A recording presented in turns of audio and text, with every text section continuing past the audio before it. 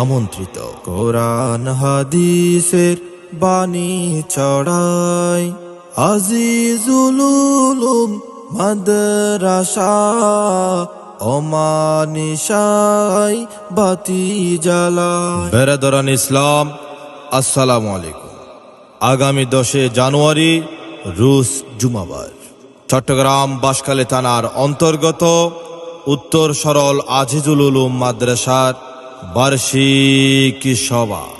উক্ত বার্ষিকী সভায় প্রধান অতিথি হিসেবে উপস্থিত থাকবেন আল্লামা আবু তাহের নদভী কাসেমি সাহেব, পরিচালক জামিয়া ইসলামিয়া পটিয়া, আল্লামা মুফতি কাফায়েতুল্লাহ শফিক সাহেব, পরিচালক জামিয়া ইসলামিয়া টেকনাফ কক্সবাজার।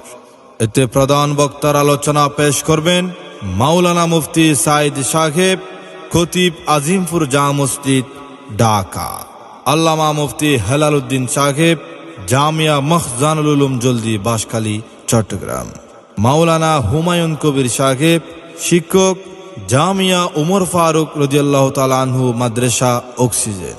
উক্ত বার্ষিকী সভায় আরো দেশ বরেণ্য বহু হক্কানি আলেম ওলামা ও ফির মাশায়েখ তাশরিফ আনবেন, এতে সকলেই আমন্ত্রিত।